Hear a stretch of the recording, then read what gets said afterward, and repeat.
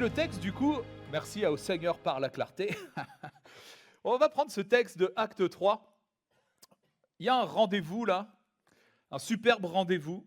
Acte 3, chapitre 3, versets 1er à 9, où il est écrit ceci. Frédéric et Daniel montaient ensemble au temple. Non, c'est pas écrit ça? Ah, c'est... Victor et... Non. Mais mets ton prénom à la place, hein. C'est pas que les pasteurs, les disciples. Alléluia. Pierre et Jean montaient ensemble au temple à l'heure de la prière, c'était la 9e heure. Il y avait un homme boiteux de naissance qu'on portait et qu'on plaçait là tous les jours à la porte du temple appelé la Belle, pour qu'il demande l'aumône à ceux qui entraient dans le temple. Cet homme, voyant Pierre et Jean qui allaient y entrer, leur demanda l'aumône. Pierre, de même que Jean, fixa les yeux sur lui et lui dit « Regarde-nous !» Tu fais quoi si quelqu'un te dit de le regarder, toi? Tu le regardes, hein? Regarde-nous! Alors il les regarde attentivement, s'attendant à recevoir de quelque chose. Alors Pierre lui dit « Je n'ai ni argent ni or, mais ce que j'ai, je te le donne. Au nom de Jésus-Christ de Nazareth, lève-toi et marche. » Ah, le résultat de la veillée de prière avant même qu'elle ait lieu. Alléluia. Le prenant par la main droite, il le fit lever, et au même instant, ses pieds et ses chevilles devinrent fermes. D'un saut, il fut debout, il se mit à marcher, entra avec eux dans le temple, marchant, sautant et louant Dieu. Tout le monde le vit marchant et louant Dieu. Amen. Amen. Je crois que c'est une situation juste extraordinaire que je voudrais vivre dans mon propre foyer. Ouais. Ma femme, elle est un peu boiteuse, vous verrez bien. Et j'aimerais tellement, Seigneur, vivre ça. Et j'ai compris que on pouvait le vivre factuellement, c'est-à-dire sans le souci du moral, sans le souci, juste en étant dans la paix de Dieu. Ça, c'est un des premiers miracles et on va le vivre ce soir. C'est une situation juste extraordinaire. Cet homme, sa vie, jusqu'à maintenant, je ne sais pas si vous êtes d'accord avec moi, mais en tout cas, ça ressemble à être une bonne galère quand même. Il n'est pas très en forme, il vit au crochet des autres, il est obligé de dépendre des autres, une vie à attendre que quelqu'un veuille bien s'occuper de lui, une vie que les autres viennent le déposer pour faire la manche, pour aller aux toilettes. Imaginez, c'est pas facile, hein? Chaque jour, est-ce que quelqu'un va prendre soin de moi? Tous les jours. Est-ce que quelqu'un va penser à moi? Est-ce que, au final, on ne va pas m'oublier? Et là, je voudrais introduire une partie de mon témoignage, parce que là, vous vous dites, il est gentil ce garçon, mais je ne vois pas trop où il veut en venir avec son pardon, là. Alors déjà, ce n'est pas le mien. J'ai rencontré le Seigneur il y a quelques années en arrière, alors que j'étais un jeune garçon tout calme, gentil, posé. J'étais en train de caillasser une voiture. Il y avait des cailloux, il y avait une voiture neuve. Voilà. Mais ça, c'était qu'une partie un peu sympathique de ma personnalité, de qui j'étais. Mais j'ai vécu dans une famille, vous vous en doutez bien, qui n'était pas chrétienne, une famille violente, une famille où le papa, mon père, était violent avec ma mère, avec moi, où on vivait des choses atroces dans la famille. Il invitait des hommes à la maison, je vous passe les détails. Mais il y avait des choses vraiment terribles qui se passaient à la maison. Et un jour, alors que je n'avais que 6 ans, je savais ce qui allait se passer, et à l'entrée de la maison, donc la porte d'entrée était là, il y avait un muret qui était construit, et moi je me suis caché derrière avec une chaise et une batte de baseball. Et j'ai dit, toi mon petit gars, ce soir tu me feras pas de mal. Alors dès qu'il est rentré, je suis monté et pam, un gros coup de batte de baseball. De 6 ans. Hein. Ce ne serait pas la même chose si c'était maintenant, je vous l'accorde. Mais ça a quand même eu son effet, c'est-à-dire que du coup, il n'a pas été capable de faire du mal à ma mère, de me faire du mal ce jour-là. Et depuis ce jour-là, je nourrissais quelque chose dans mon cœur, c'est la haine. Je ne sais pas si tu vois ce que c'est la haine. Ça, c'est quelque chose qui te dévore. Ça te dévore. Et je nourrissais ça. 6 ans, 7 ans, on a pu s'enfuir du foyer avec ma mère. On a été exfiltrés du foyer et nous voilà arrivés à errer, puisque nous n'avions pas de maison. Il fallait bien errer à gauche, à droite. Et puis on a été recueillis dans une famille. Et puis après, nous a acceptés dans notre famille avant qu'on trouve enfin un logement. Et moi, j'ai grandi. Mais ma mère, avec tout ce qu'elle avait vécu, en fait, elle était devenue bipolaire. Donc incapable de s'occuper d'un enfant, d'essayer de lui donner une structure, de faire quoi que ce soit, d'essayer même. Voilà. Moi, je ne lui en veux pas du tout. Parce que malheureusement, elle avait vécu ce qu'elle avait vécu. Et j'ai grandi dans une petite cité, toute gentille. Mais du coup, il fallait que moi, je sois le plus fort de toute la cité. Mais pas par le respect, parce qu'on est quelqu'un de bien. Je me suis mis à faire tout un tas d'âneries. Très jeune, je me suis mis à faire tout un tas de bêtises. Et j'ai toujours justifié cela à cause du passé. Si je suis comme ça, c'est à cause de mon père. Si je suis comme ça, c'est parce que je suis tout seul. Et puis j'ai fait des choses qui ne sont pas à dire, mais je n'étais pas un bon garçon, quoi. Jusqu'au jour où notre brave, enfin je dis mon brave frère parce que j'ai encore la joie, il m'accompagne, c'est comme un mentor pour moi, elle a 89 ans à l'heure actuelle, gare sa voiture neuve, toute neuve, flambant neuve, 17 km au compteur. Ford Escort Clipper blanche nacrée. Je me souviendrai toute ma vie de cette voiture. Ça vous donne une idée à peu près de la date. Voilà. OK ?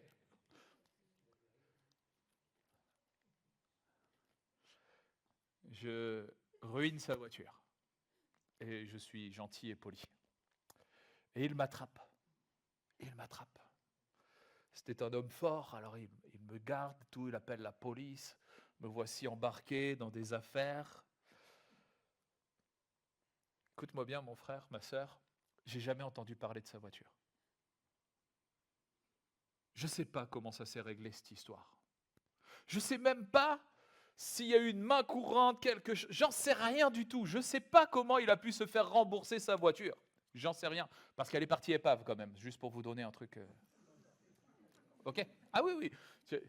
Si ma femme vous lui posez des questions, elle vous dira j'aime bien aller au bout des choses. Alors je suis comme ça.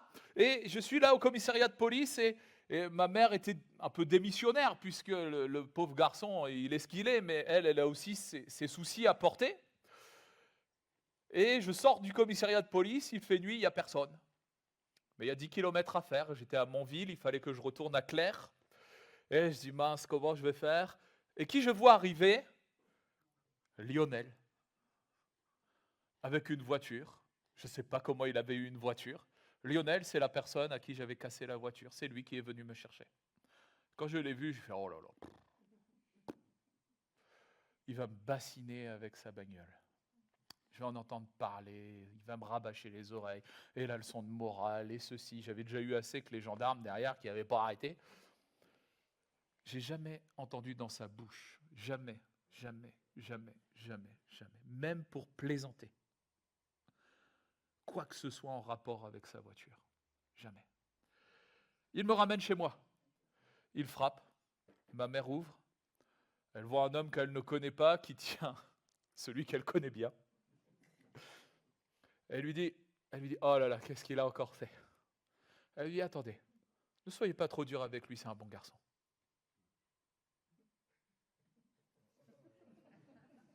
Je crois qu'on n'a pas vécu la même journée. Ne soyez pas trop dur avec lui, c'est un bon garçon.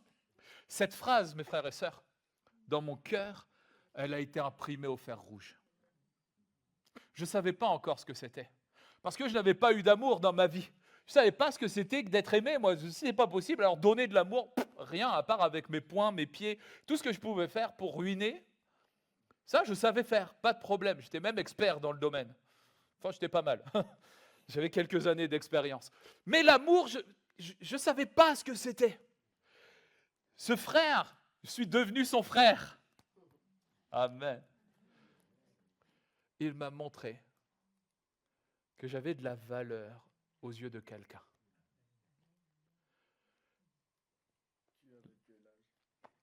J'avais 14 ans, mon frère. T'es jeune, hein? Mais si tu veux, les années passent, ma maman trouve un homme qui était gentil, quelqu'un de bien, un travailleur, tout ça. Ils refondent un foyer, un autre enfant arrive, et les choses semblent aller pour le mieux pour elle. Ça semble aller bien. Et cet homme dit Lionel dit à ma maman, il dit, écoutez, bon, j'aimerais emmener votre fils le mercredi à la place qu'il zone là, pour faire des bêtises, j'aimerais l'emmener au club du mercredi. Ma mère a dit, écoutez, si vous m'en débarrassez, vous l'emmenez où vous voulez. D'accord? Vous en faites ce que vous voulez, il n'y a pas de problème. Du moment que vous le ramenez le soir, ça va. Ok. Donc elle fait ça, et je vais au club du mercredi. Et là, je rencontre des gens qui sont gentils. Des jeunes comme moi qui sont gentils. Et moi, je ne suis pas gentil. Donc je suis perturbé. Je me retrouve dans un environnement, je n'arrive pas à le maîtriser. Tout ce que j'essaie de maîtriser, c'est... Mais là, je ne pouvais pas, ils étaient gentils. J'étais comme pieds et mains liés à cause de l'amour de gens qui ne me connaissent pas et qui pourtant avaient de l'intérêt pour moi. Qu'est-ce que tu fais? D'où tu viens? Et puis, c'est quoi tes passions? Est-ce que ça te dirait de venir faire du vélo avec nous? Il faut que j'en vole un, il n'y a pas de problème. Je vais pouvoir venir faire du vélo, t'inquiète. Il est où ton vélo à toi d'ailleurs? Ça a été mon premier contact. Mais ça n'a pas réglé le problème de ma blessure de gamin et même d'adolescent. J'ai rencontré le Seigneur, gloire à Dieu, je lui ai donné ma vie, vraiment à fond. Et cette phrase, t'es un bon garçon, résonne alors que je pleure tous les soirs, toutes les nuits, il y a des cauchemars. T'es un bon garçon. Je reviens à notre passage et je retournerai sur mon témoignage.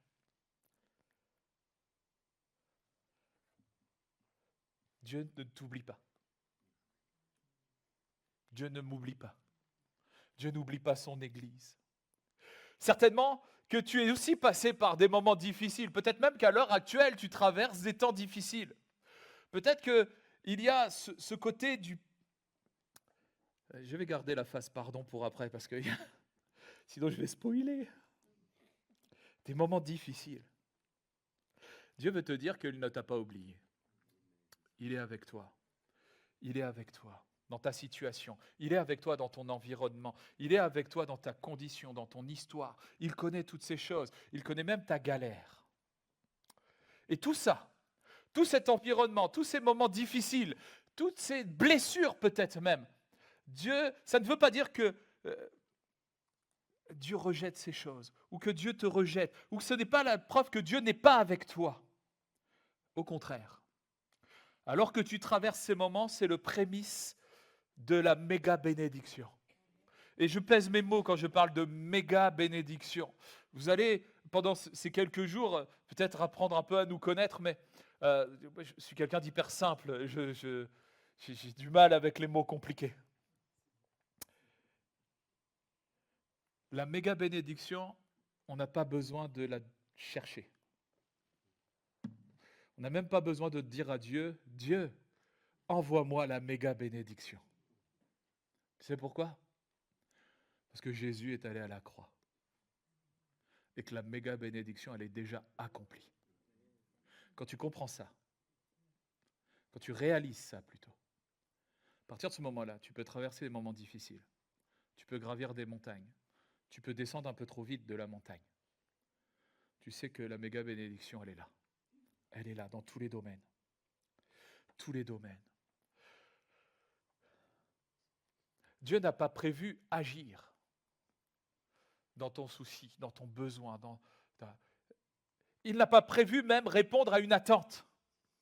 Il a déjà pourvu. Si Jésus dit à en croire, tout est accompli. Oui, mais Seigneur, quand même, ma situation, c'est quand même quelque chose. Oui, et je ne veux pas minimiser ça. Mais tout est accompli. Tout, tout. Il voit où tu es. Comme Pierre et Jean, là, ils posent leur regard sur ce gars-là. Dieu, ce soir, pose ses regards sur toi et moi. Ses regards sont sur toi et moi. Ils sont sur son Église. Il voit dans quelle situation nous sommes venus même. Peut-être même tu as traîné les pieds pour venir. Tu t'es dit, bon, allez, j'y vais. Mais on verra bien. J'y retournerai peut-être pas. Ou pas ce week-end. Je veux te dire que ne t'attends pas à une nouvelle méga bénédiction. Ce soir, je crois qu'une veillée de prière est remplie de la présence de Dieu. Et donc, si tu le veux, tu vas être béni. Tu vas vivre le pardon. Tu vas vivre la guérison. Le pardon, il y a 3 phases. Et souvent, on en zappe une. Et je l'aborderai tout à l'heure. La première, c'est, Seigneur, je t'ai offensé, je te demande pardon. J'ai besoin de ton pardon pour aller plus loin. J'ai besoin, Seigneur, que tu me pardonnes. Tu sais quoi, en Jésus, le pardon est acquis. Encore ce Jésus. La deuxième phase, c'est je dois aller demander pardon. Si j'ai offensé quelqu'un, je vais demander pardon, ok. Et la troisième phase, faut que tu restes jusqu'à la fin. Comme ça, tu vas l'entendre tout à l'heure. Dieu connaît ton histoire. Ce gars boiteux d'Acte 3, c'est comme une résonance particulière dans notre génération et peut-être dans ceux qui ont vécu un passé qui est terrible. Terrible. Les délaissés, les condamnés, ceux qui doivent lutter chaque minute pour survivre à la journée du lendemain ou à la même journée du jour. Ceux qui doivent lutter.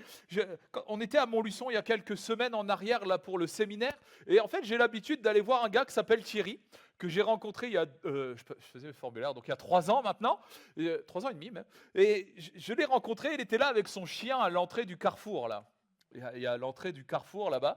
Et souvent, on va là-bas faire nos courses, voilà, on passe par là pour aller déjeuner, tout ça. Et je dîne avec lui un soir.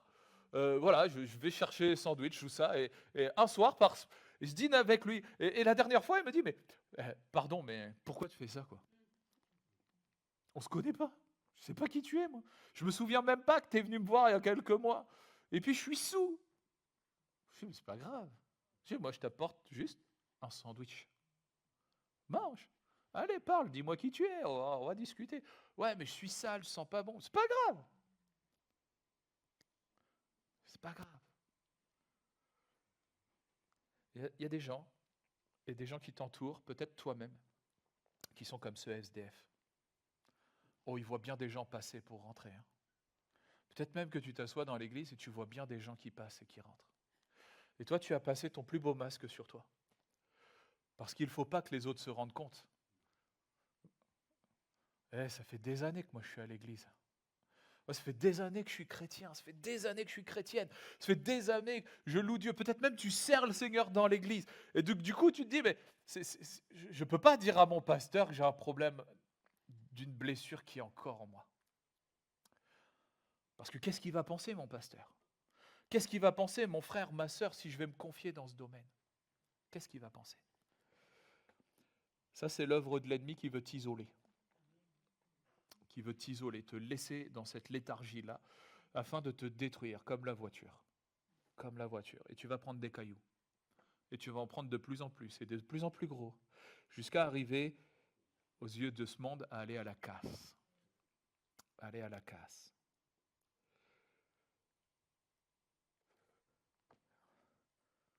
Qui va bien pouvoir répondre à ton besoin ce soir? Ouais. Jésus. Jésus. Il n'y en a pas d'autre. Si tu attendais que moi je réponde à ton besoin, mon frère, ma soeur, je ne te connais pas, je t'aime de tout mon cœur, il n'y a pas de problème, mais je suis incapable de répondre à ton besoin. Je ne sais pas faire les miracles. Par contre, je connais celui qui peut le faire. Et je crois qu'on est nombreux à le connaître ce soir. Mais le laissons-nous faire. Ça, c'est une autre chose. Je crois qu'on a tous vécu, je ne sais pas, enfin peut-être, je crois, hein, peut-être tu n'as pas vécu ça, mais est-ce que tu as déjà appelé une administration? Ouais. Tu connais le truc, veuillez patienter. Je crois même qu'il y a dans un film un truc, le temps d'attente est d'environ 2 ans, tu vois, le truc un peu comme ça. Donc, tu vois, tu es là au téléphone, tu as une jolie musique, tac, tac, nanana, et au bout d'un quart d'heure, ça raccroche. Là, tu regardes le téléphone, tu as presque envie de lui dire, mais pourquoi tu me fais ça, quoi? Et ça fait un quart d'heure que j'attends, il n'y a personne, j'ai juste entendu une musique en plus mal enregistrée. J'ai perdu mon temps. J'ai perdu mon temps. Si la ligne coupe pour les services de l'État, il y a une ligne qui ne coupe jamais. C'est celle du Seigneur. Jamais il raccroche. Jamais. Ton attente, c'est une chose. Mais lui connaît ton besoin. Il sait pourquoi tu es là ce soir, en fait. Il n'y a pas besoin de lui cacher, il n'y a pas besoin de faire semblant. Sois toi-même. Le meilleur conseil qu'on n'ait pu me donner, alors que moi j'essayais de coller à mes pères, dans la forme, on parlait tout à l'heure, c'est un truc comme ça. La formation doit te former, elle ne doit pas te déformer. Tu dois être toi-même. Tu ne peux pas apporter quelque chose que tu n'as pas reçu, ce n'est pas possible. Laisse pour les autres ce qu'ils ont et apporte ce que toi tu as. Je voudrais te dire, ce soir, je ne sais pas combien d'entre vous sont peut-être interpellés par ce sujet-là du pardon. Peut-être par la blessure intérieure qui a fait naître quelque chose qui ce soir te semble impossible, c'est-à-dire de pardonner ou de guérir tout simplement de quelque chose. Mais tout ce que je sais, c'est que si tu es d'accord, ce soir, les choses vont être différentes. Tu ne vas pas repartir comme tu es venu. Et quand tu reviendras, tu ne regarderas pas simplement les autres passer. Mais la Bible dit que les choses anciennes seront devenues passées. Tu seras passé entre les mains du Seigneur et toutes ces choses-là, elles deviennent nouvelles. Est-ce que ça veut dire que le passé n'existe pas? Non, ça ne veut pas dire ça, puisque je suis en train de vous raconter ce que moi j'ai vécu. Il a existé ce passé. La blessure a été profonde, elle a été colossale. Mais maintenant, c'est passé au filtre Jésus-Christ. À partir de là, c'est quelque chose de nouveau. Et quand tu en parles, c'est pas pour détruire, c'est pas pour jeter une pierre, mais c'est pour tirer vers le haut. Tirer vers le haut.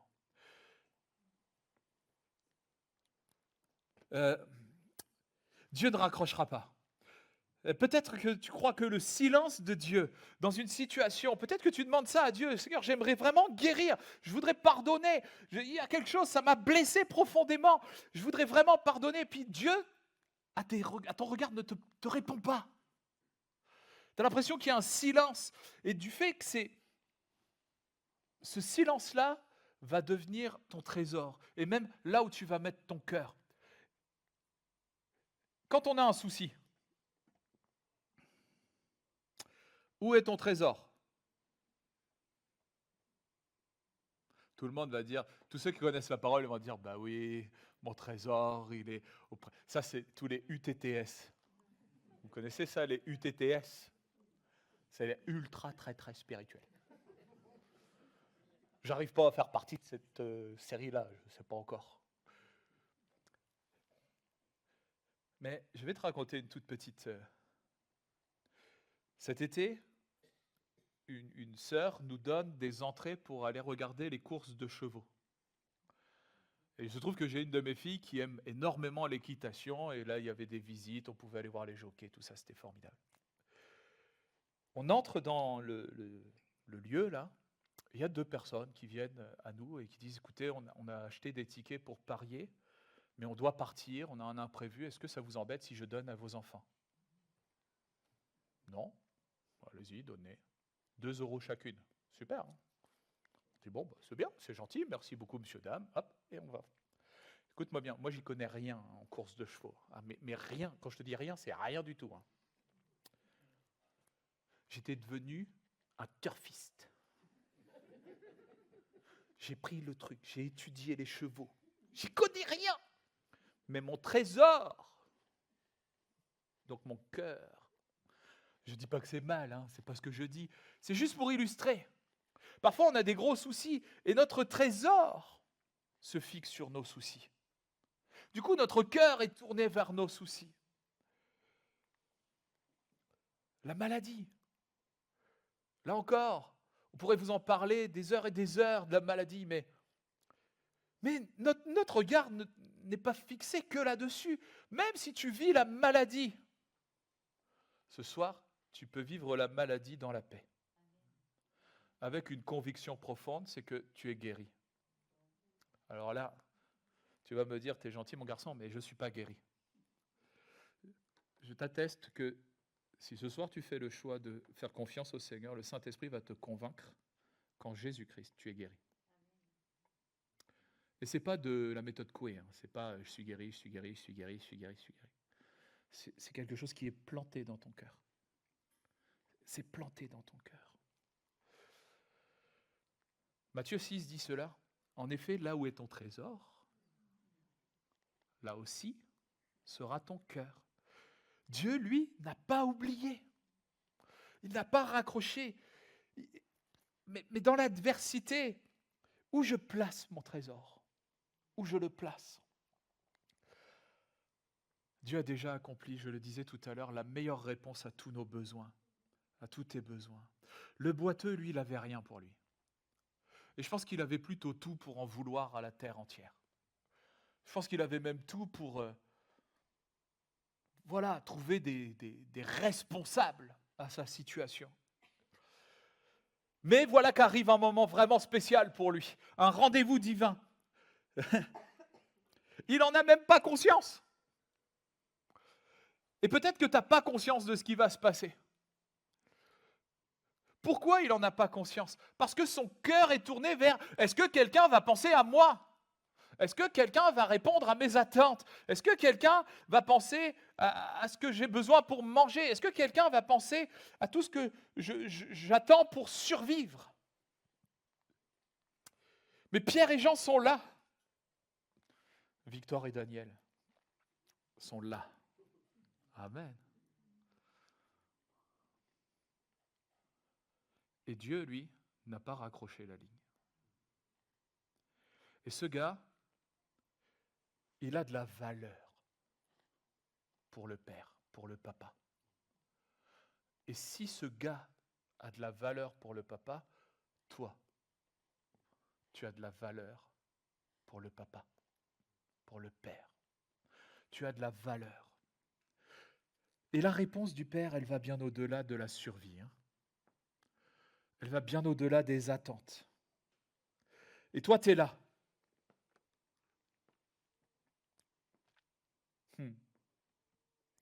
Et Dieu n'a pas raccroché pour toi non plus. Dieu n'a pas raccroché. Comment vivre une journée de plus? J'ai le cœur brisé, personne ne le sait. Comment vivre une journée de plus? La maladie me bouffe toute mon énergie. Comment vivre une journée de plus? J'ai caché quelque chose qui me ronge de l'intérieur. Pour mon père, ça a duré 17 ans, où j'ai nourri une haine, quelque chose qui...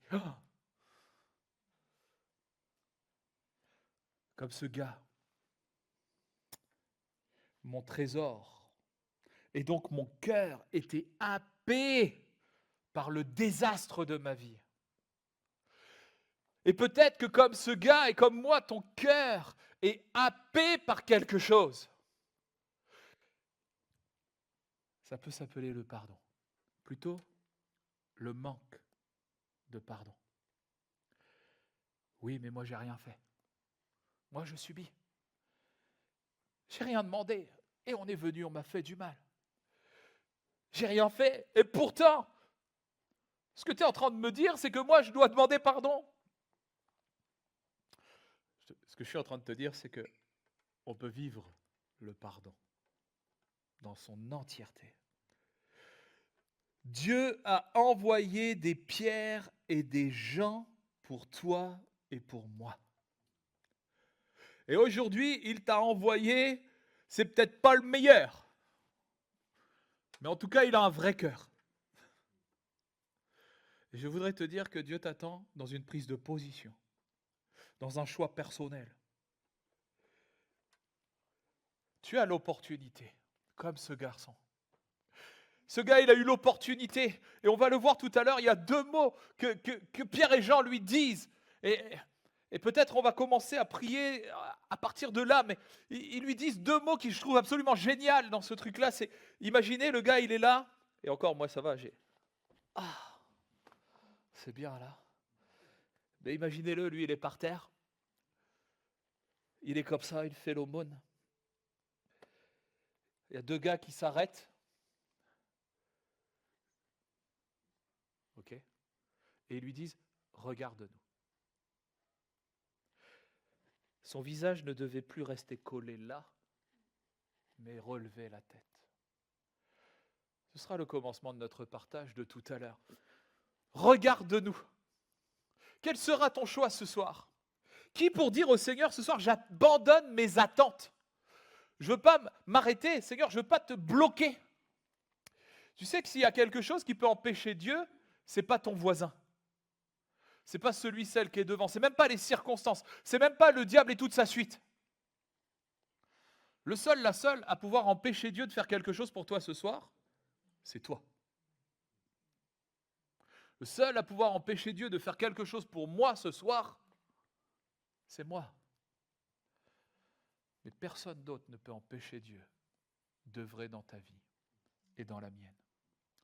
Qui pour dire au Seigneur ce soir, j'abandonne mes attentes, je m'attends à toi. Je m'attends à toi.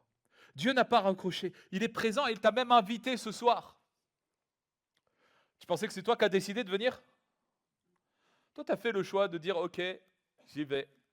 Il y a Google Agenda qui s'est dit, tiens, réunion de prière ce soir, il faut que j'aille. Mais Dieu, de longue date, avait prévu cette soirée pour toi. La Bible dit que en Jésus, toi et moi, on est déjà bénis de toutes sortes de bénédictions. Et je vais aborder le côté du pardon dans la deuxième partie. Mais déjà, qu'est-ce que tu attends ce soir? Pourquoi tu es venu? Abandonne tout ça. Abandonne tout ça. Et demande au Seigneur sa réponse à ton besoin, au vrai besoin. Ton besoin, c'est une guérison? Seigneur, que ta volonté soit faite. Vous savez, je vous ai dit que j'étais quelqu'un de simple, parce que forcément, avec mon passé, je n'ai pas forcément eu beaucoup d'éducation, mais ça me facilite beaucoup les choses dans la méditation de la parole. Tu prends un texte de la Bible, tu dis Jésus, il est venu pour les malades. Il n'est pas venu pour les bien portants, il est venu pour les malades. Alléluia, je suis malade, Seigneur, guéris-moi. Tu sais quoi? Le Seigneur le fait. Est-ce que tu veux faire le choix de recevoir ce qui va pleinement combler ton besoin? Le tien de besoin. Pas celui de ton mari, pas celui de ta femme, pas celui des enfants, le tien. Ton besoin. Alors,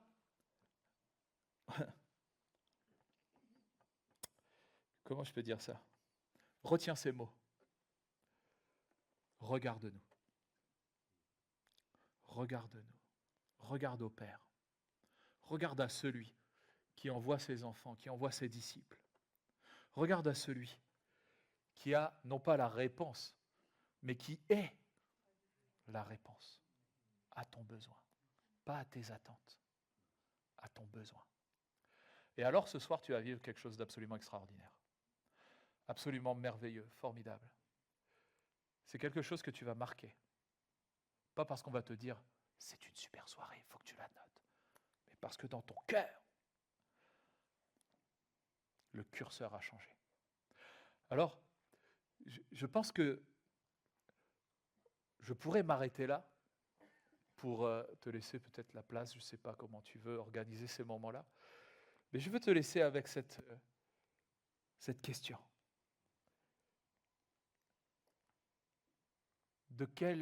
Dans quelle position veux-tu que Dieu voie ta tête ce soir? Moi, j'aime quand on commence par la louange. Alléluia. Tu bénis Dieu, gloire à Dieu. Mais force est de constater que parfois c'est dur la louange. Oh, c'est dur, Seigneur, je suis fatigué. C'est dur, Seigneur, je suis malade. Je suis blessé. Dans quelle position tu veux que ta tête soit? Ok, Seigneur, maintenant, on est là devant toi. Et je prie pour que nos cœurs soient vrais. Je prie pour qu'il n'y ait pas de faux semblants, pour qu'il n'y ait pas de peur du regard. Je prie pour que peut-être ceux qui se sentent tenus par la honte puissent prendre conscience que ta parole dit que les chaînes sont déjà brisées. Seigneur, maintenant viens au secours de mes incapacités. Je te prie, Seigneur, que cette parole soit une parole remplie de l'Esprit.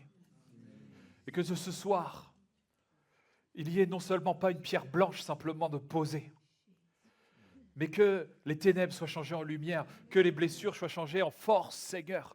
Que le manque de pardon soit changé en un pardon et un témoignage puissant pour les générations à venir. Je te prie, Seigneur, pour que des cœurs soient transformés ce soir, pour que le passé ne soit plus une source de difficulté, mais qu'il soit une source de bénédiction.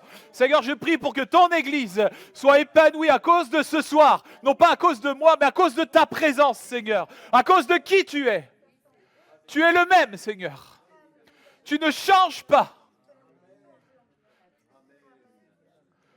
Seigneur, il y a plein de boiteux au milieu de nous. Tel que moi, j'ai été boiteux. Jusqu'un jour, quelqu'un a dit, c'est un bon garçon, il m'a tendu la main, regarde-moi. Depuis ce jour, Seigneur, tu as bouleversé ma vie. Je crois que plusieurs ce soir ont besoin d'entendre, regarde-moi.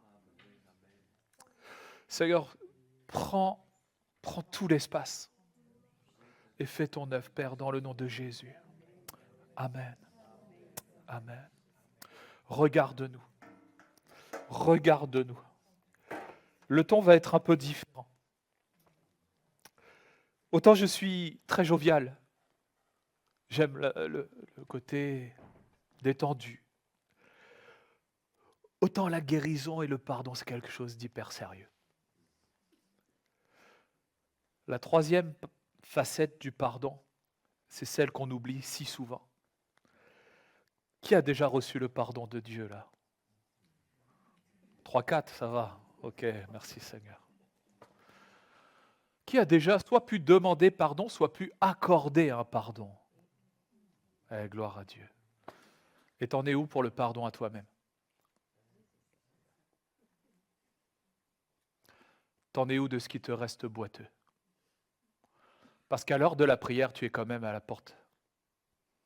À l'heure de la prière, tu es quand même là. Parce que tu aimes. Parce que tu es là. Mais je voudrais ce soir que tu entendes, regarde-nous. Regarde-nous. Le Saint-Esprit n'appelle pas à baisser la tête. Il n'appelle pas à regarder ses chaussures ou à regarder à sa tristesse, regarder à son passé douloureux, regarder au coup que tu as pris. Physique et pas que physique. Il y a parfois des coups qui ne sont pas physiques, qui font bien plus mal qu'un coup de poing. Le Saint-Esprit t'appelle à lever la tête. Ces deux mots de Pierre et de Jean, regarde-nous, c'est un appel à tous ceux qui encore ce soir, et ces mots dans ma bouche, ces mots-là, ils sont là pour toi, pour te rappeler que peut-être tu penses qu'il n'y a pas de réponse pour toi, tu penses que personne ne porte ses regards sur toi. Personne ne fait même attention, n'a même peut-être pas de la compassion parce que tu as caché précieusement ce qui peut-être fait ta honte. Peut-être qu'à chaque fois que tu viens de l'église, tu dis, bon, super, mais il n'y a pas d'amour pour moi en fait. C'est pas possible. Tu vois, c'est pas possible. Comme moi, quand Lionel dit, c'est un bon garçon. Lionel, c'est devenu pour moi un mentor. Quelqu'un, j'ai pas calqué ma vie sur lui, mais quelqu'un qui a su, je sais pas, tiens, viens mon frère, viens avec moi, viens. Vas-y. Non, reste en bas, reste. Tire-moi vers le bas. Vas-y, tire-moi. Vas-y, fort, tire-moi. Ok, t'as vu, c'est assez facile pour... Lionel, il a fait ça pour moi. C'est beaucoup plus difficile. Vas-y, merci. C'est beaucoup plus difficile de venir te chercher, de te tendre la main et de te dire « Regarde-moi ! Regarde-moi ! Regarde-nous !» Peut-être tu penses qu'il n'y a pas de réponse pour toi. Ça ne va pas se faire tout seul. Il faut que tu fasses le choix de tendre la main. Oscar Wilde a dit ceci. Il est bon d'avoir des opinions, mais il est encore meilleur d'avoir des convictions. Une opinion, le dictionnaire dit ceci, c'est un jugement subjectif, c'est-à-dire que c'est personnel, c'est une opinion, voilà. Mais la conviction, c'est objectif, c'est impartial. Tu es convaincu, quoi qu'il arrive, il y a une conviction, quelque chose qui est comme un roc, c'est un socle solide. Et ce soir, regarde à Jésus. Lève la tête, regarde à Jésus. Regarde à lui. Ne regarde plus à la blessure, ne regarde plus au pardon que tu n'arrives pas à accorder, ne regarde plus au mal qu'on a pu te faire, au coup que tu as pris. Ils seront toujours là. Les viols que j'ai subis sont toujours là. Mais maintenant, ils me permettent de te témoigner combien Dieu est puissant. Les choses anciennes sont passées. Et quand tu passes le filtre de Jésus-Christ et de son amour pour nous, ça devient nouveau, ça devient une force, une puissance incroyable. C'est incroyable ce qui se passe quand Dieu nous fait passer au filtre Jésus-Christ. La vie n'a plus la même saveur. Plus rien n'a la même saveur. Et toi et moi, le fait de passer au creuset, de passer au filtre de Jésus-Christ, toi et moi, on devient non seulement des chrétiens, ça c'est beau, hein, des petits Christ, wouh, mais on devient des disciples, des témoins. Et ton passé, ta vie, ce que tu vives ce soir, ce que tu vas vivre encore ce soir, doit t'amener plus loin dans ta vie de disciple, doit t'amener plus loin. Jésus a tout accompli. Tout accompli. Alors t'en es où du pardon avec toi-même? Toutes les autres phases, on est d'accord, on dit ok, Seigneur, je te demande pardon. Alléluia, merci parce qu'en Jésus, tu me pardonnes. Mon cœur est sincère, gloire à toi. Tu laves mes péchés, tu prends mes fautes. Alléluia, tu me donnes un avenir, une espérance. Mon nom est inscrit dans ton livre de vie. Alléluia. Et là, le Seigneur met le point. Oui, mais tu as blessé ton frère, tu as blessé ta sœur, tu as blessé papy et mamie dans la famille. Ok, Seigneur, je te donne ma vie, je vais demander pardon. Ou alors, on te demande d'accorder un pardon. Ouais, pas de problème, Seigneur, je te demande pardon. Et par contre, le soir arrivé, tu n'arrives pas à te pardonner à toi-même. Et pendant des années, je n'ai pas réussi à me pardonner à moi-même. Et c'était ce qu'il y avait de plus dévorant. C'est ce qui a été le plus dévorant. Jusqu'au jour où j'ai rencontré quelqu'un qui s'appelle Fanny. Fanny, c'était Pierre et Jean réunis. Fanny, c'était Pierre et Jean réunis pour moi. Je pense qu'il y avait même Pierre, Jean, Jacques, enfin tout.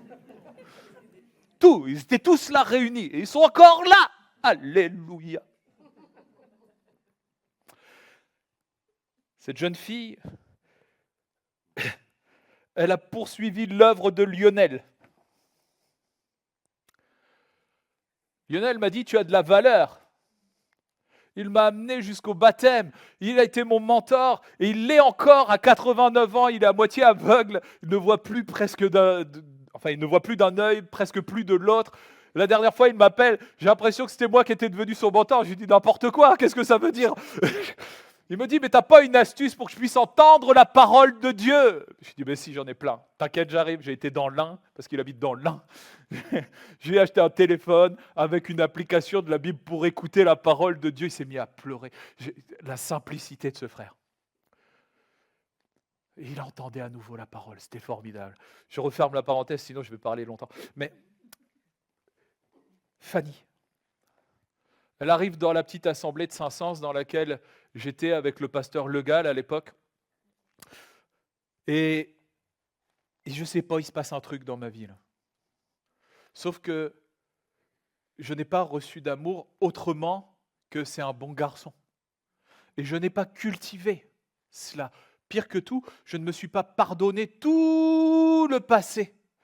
Oh, j'ai donné ma vie à Jésus, j'ai dit Seigneur, je pardonne mon Père. Tous ces actes, toutes ces choses, je lui pardonne, Seigneur, parce que tu m'as pardonné à moi tout ce que j'ai fait, Seigneur. Pas question que je garde ça en moi. J'ai été demander pardon à toutes les personnes. Et croyez-moi, il y avait une liste. Je peux vous dire que le jour où j'ai pris ma voiture pour faire le truc, ça n'a pas suffi une seule journée.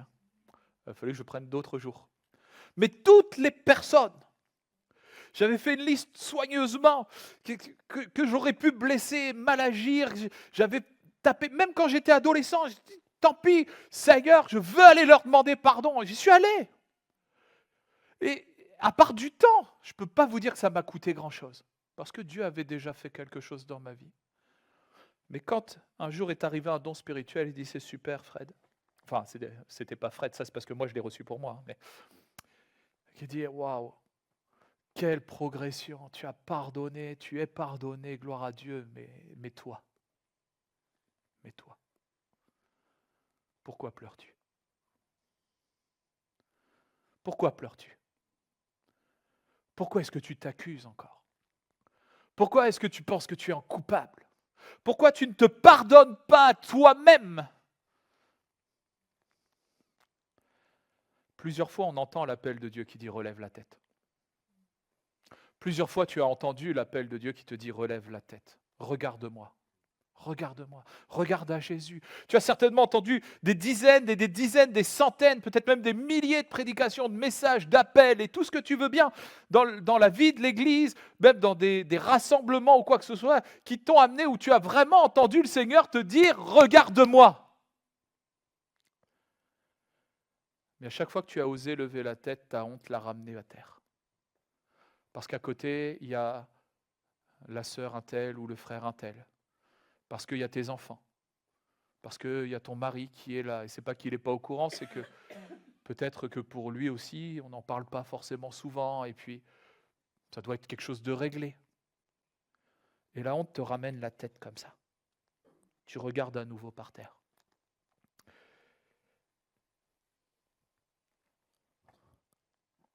Parce que de nouveau, ce sont tes attentes qui sont repassées au niveau. Et pas le besoin. Le besoin de vivre un vrai pardon. Parfois, la réponse de Dieu ne répond pas du tout à ce que nous attendons. Moi, j'avais dit au Seigneur, écoute, je vais tuer mon père. Parce que quand tu te prends un don spirituel et tu sais que c'est Dieu qui te parle, c'est pas Pierre-Paul Jacques. Tu reconnais la voix du Père. Je peux te dire que quand ton papa il te parle, tu es au courant que c'est lui qui te parle. Et qui te dit, qu'est-ce qu'il en est du pardon envers toi? C'est bien d'avoir pardonné aux autres. Je me suis aperçu que ce que je nourrissais envers moi avait ressurgi sur le pardon que j'avais accordé à mon père. Il n'était pas vrai. Il n'était pas complet. Et ma femme, ma fiancée, pardon.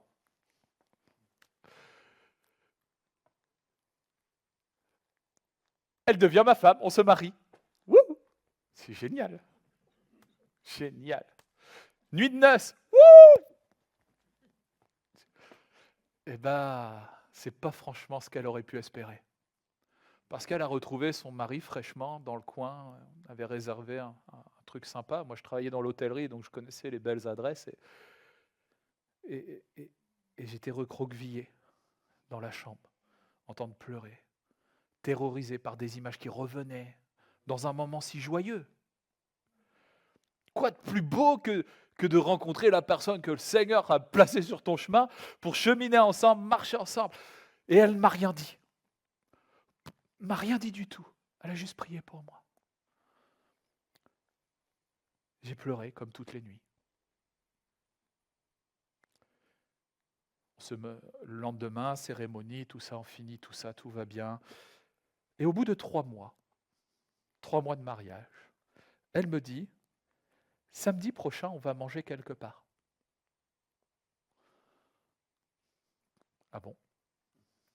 Où ça? Elle me dit, on va manger chez ta grand-mère. Ah bon? Oh ben c'est super!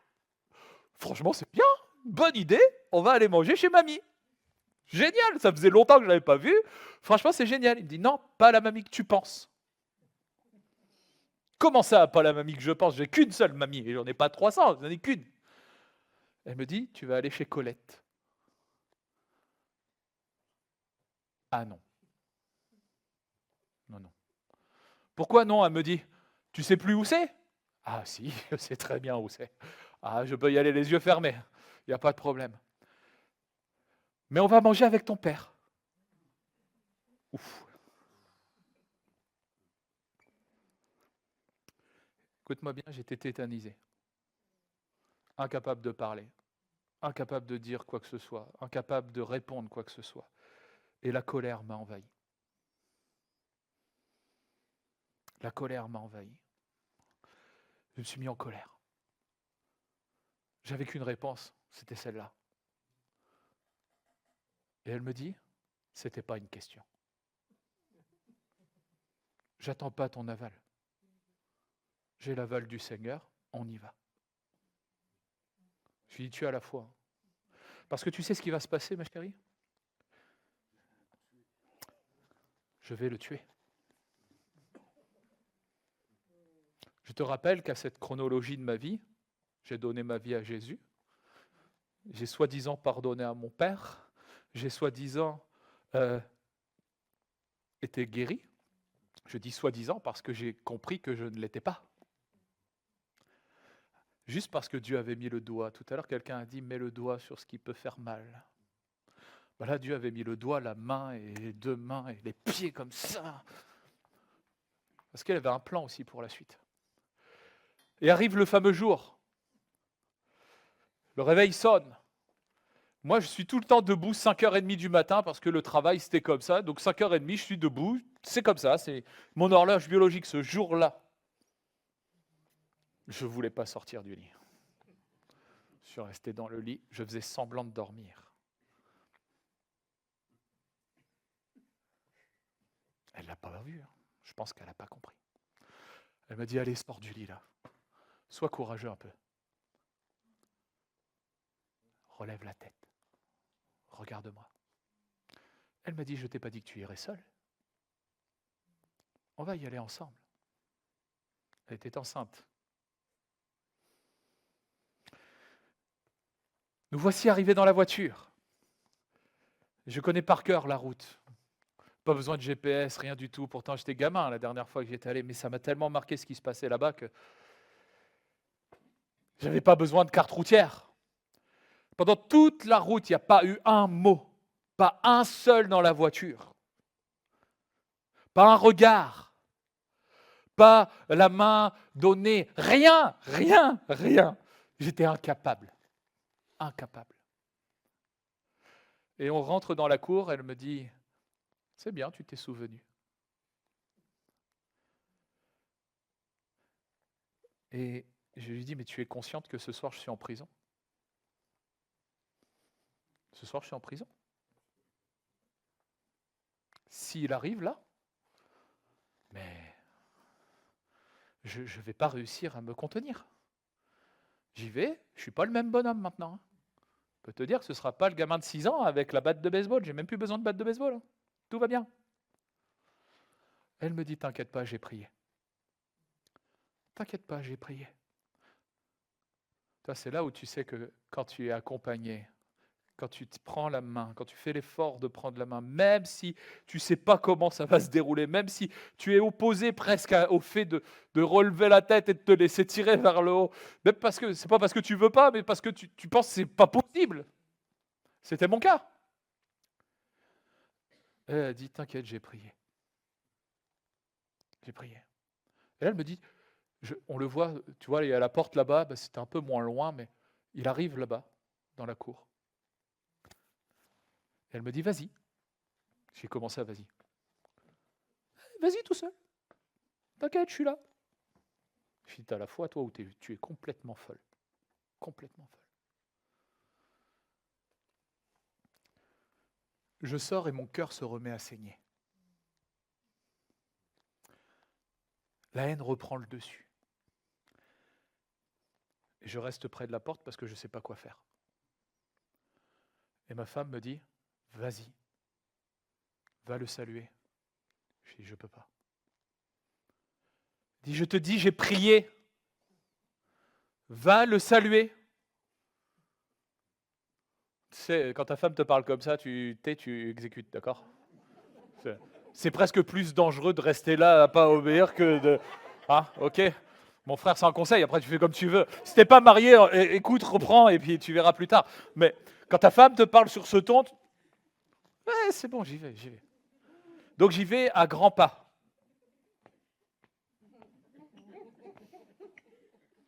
Et ma tête est là. D'accord ? Parce qu'en vérité, j'ai honte de l'état dans lequel je suis. Et je me demande comment ma femme peut-elle avoir une foi qui est convaincue, qui n'a pas une opinion, mais qui est convaincue que le boiteux que je suis, qui a saisi sa main, va sauter dans le temple. Et alors que j'approche, plus mes pas en fait se détendent.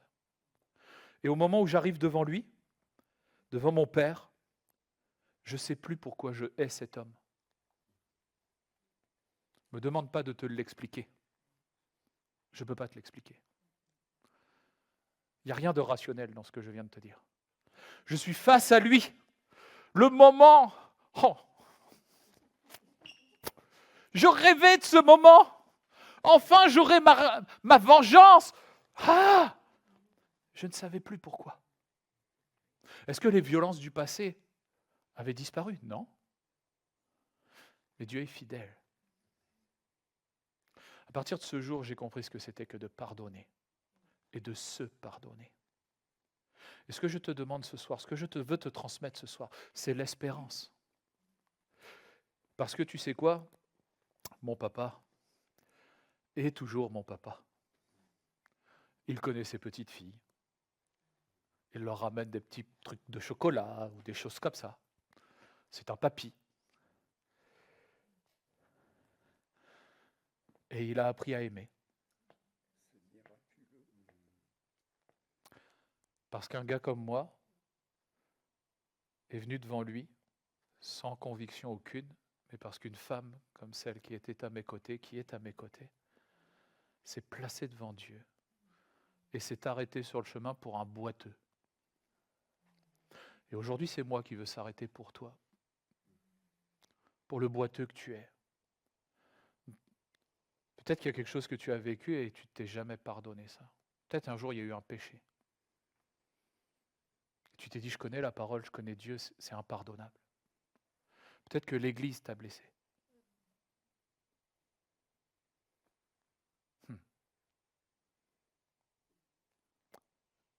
J'aimerais peut-être qu'on ferme nos yeux là. Et moi, je ne veux pas faire durer les moments, je ne suis pas là pour ça. Mais regarde ta vie. Regarde ta vie. Regarde ton passé, ton histoire. Regarde ce que personne ne sait. Il n'y a que toi qui es au courant. Tout le monde voit de toi l'image que tu ressors à l'église, dans tes relations, dans la famille, au travail. Tout le monde ne connaît que ça de toi. Et tu maîtrises bien le masque qui empêche les uns et les autres de connaître la profondeur de ta blessure. la profondeur de ce qui a marqué ta vie. Peut-être même ce que tu vis à l'heure actuelle. Si le Christ t'a franchi ce soir. Je vous l'ai dit, je suis un gars simple, la Bible atteste que tu seras réellement libre.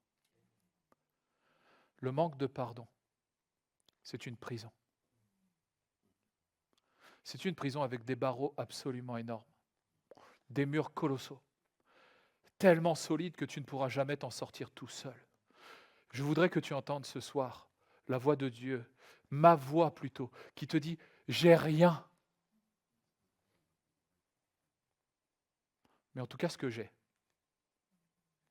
je te le donne. Et peut-être je voudrais proposer, si le pasteur Daniel est OK, oui. Peut-être tu as été interpellé. Tu entends le Seigneur te parler, de te lever. Lève-toi à ta place. Moi, j'ai besoin de guérison, j'ai besoin de pardon, j'ai besoin de vivre un miracle ce soir dans ma vie. J'ai besoin de quelque chose, Seigneur. Et moi, j'ai des attentes, Seigneur, mais certainement mes attentes sont en deçà des besoins. J'ai besoin de plus, Seigneur.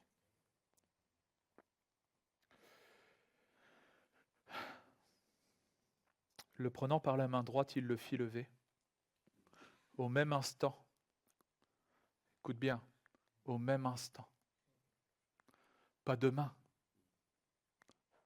au même instant, il était plus boiteux.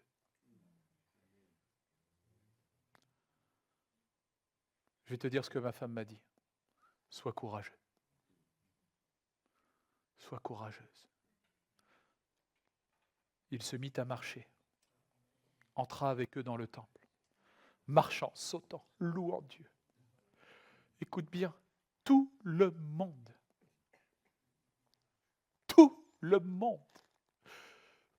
s'en fiche du regard des gens.